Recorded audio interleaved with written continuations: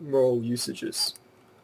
Much time and effort goes into emulating self-objectification, or the ability to compete with the objectified, and so one or more of these acts of local goodness can become a demonstration of grace.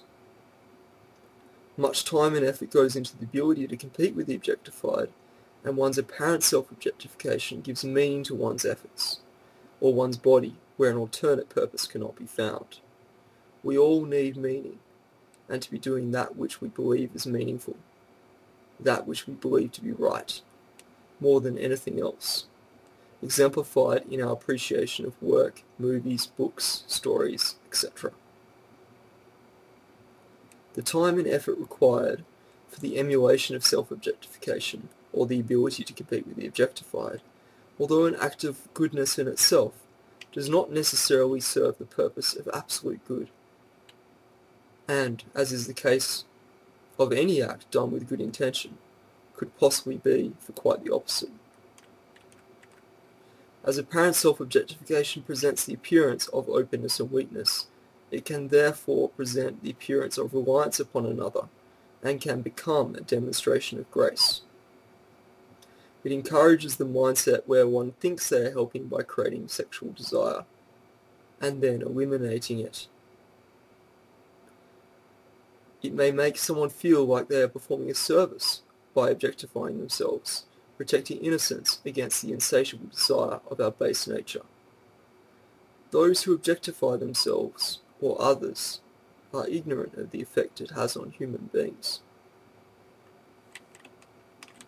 Apparent self-objectification may result from a lack of experience regarding how others are internally affected by one's appearance, where this lack of experience is a product of people either resorting to relationships for distraction from disrespect or lack of love, or that they have accepted objectification themselves and have become apathetic, hardened, desensitized, no longer feel or show emotion. It facilitates demonstration of one's ignorance and therefore innocence to others. We like to use ourselves for the moral improvement of others, including those whom we choose. It gives ourselves and our lives and our choice meaning. It provides for a demonstration of gender-specific empowerment, where nature powers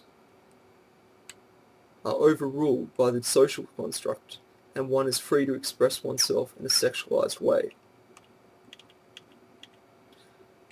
As it removes innocence from society, it enhances the worth of innocence and the value of those who are innocent and uphold the innocence by their actions.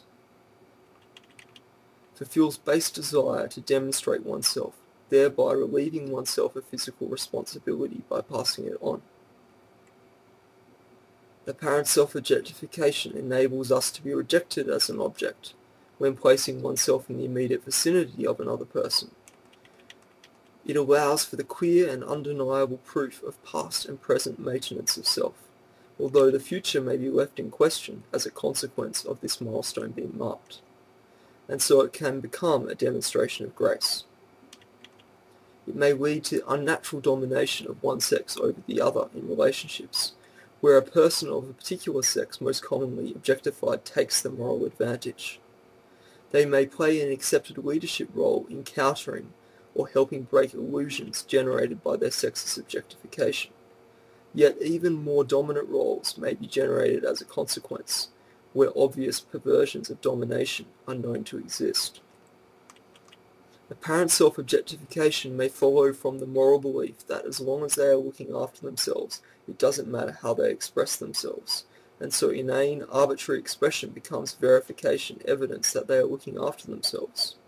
Apparent self-objectification may be used to convey that one is not ashamed or embarrassed about one's body, and they are therefore innocent, a good subject. The lack of respect for one's subjective significance, as demonstrated by objectification, may be reacted to by an expression of an equal lack of care for the objectified's subjective significance. For example, modification of hair length to disregard or conflict with their own. As apparent self-objectification may most affect the strongest,